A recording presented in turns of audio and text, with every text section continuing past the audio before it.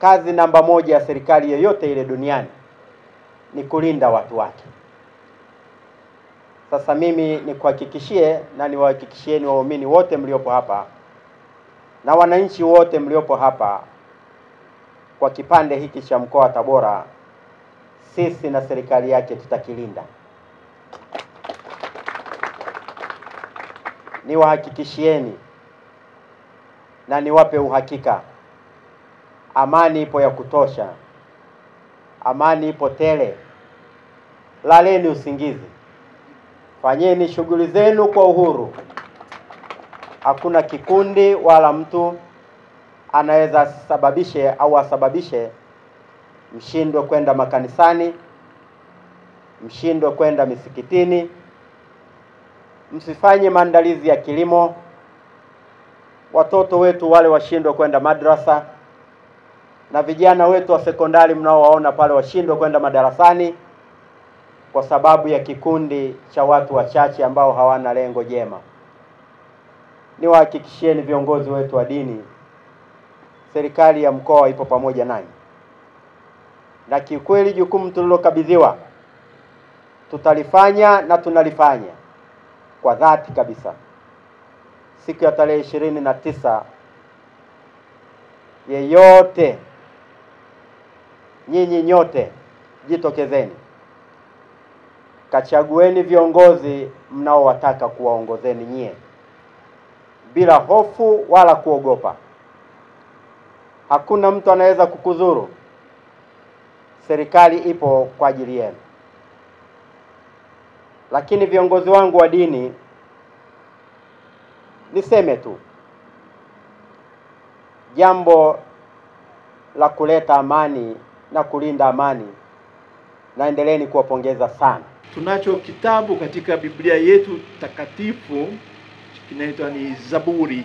Sasa kwenye Zaburi humo, Zaburi ya 133 inasema, tazama ilivyo vema na kupendeza ndugu wakikaa pamoja kwa umoja.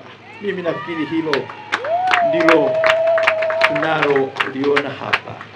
Sasa hilo ni moja wapo ya hivyo ambavyo kwa kweli si malengo yaliyowafanya hii kamati ya amani pamoja na mahusiano ya dini mbalimbali wamokuwa na chombo hicho, wakiamini kabisa kwamba sisi ni watoto wa baba mmoja, tukae pamoja na tuwe tayari kufanya mambo pamoja.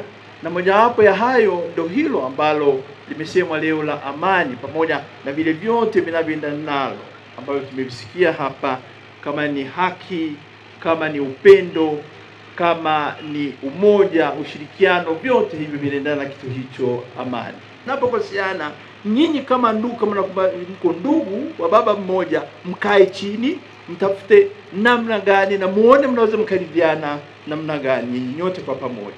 Ndugu zangu, tuombee amani, lakini tulifanye hilo sote kwa pamoja, na tukishirikiana kwa pamoja bila unafiki, bila kujifanya kwa sababu nionekane hivi, na hakika kabisa tunaweza tukalipata, na nchi yetu inaweza ikaendelea na tukawa bora katika amani hiyo ambayo tunaitafuta. Asanteni sana. Uzalendo ndio ambao mheshimiwa leo umetuweka hapa. Uzalendo wa kuipenda nchi yetu ndio maana leo tuko hapa, tunazungumza lugha moja, maneno ya namna moja, tunashauriana, na mwisho wa siku tutafanikiwa. Uislamu, nisemee Uislamu unatambua kwamba uzalendo wa mwanadamu kuipenda nchi ni wajibu wake, pale ambao kiongozi wetu mkubwa Mtume Muhammad aliposema kwamba hakika alama ya imani ya Muislamu, ama alama ya imani ya muumini, ama alama ya imani ya mwanadamu ni kuipenda nchi yake. Kupenda nchi ndiyo alama ya kwanza ya imani ya mtu. Sasa tunakumbushana kwamba tarehe zimekwisha, tusisahaulishwe na mambo ya mitandao haya, tusisahaulishwe.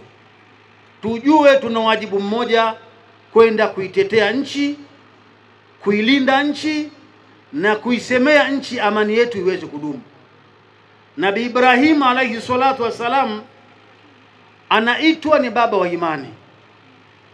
Yeye alikuwa ni nabii wa kwanza kutengeneza dua ya kuombea mji ambao na sisi leo tuko hapa, watoto wake, wajukuu wake, tunaelezea umuhimu wa kuipenda nchi yetu ya Tanzania. Na tunazo sababu za kuipenda nchi yetu na kuhakikisha kwamba tunaelekeza waumini wetu mawazo na fikra yawe katika kuitetea nchi.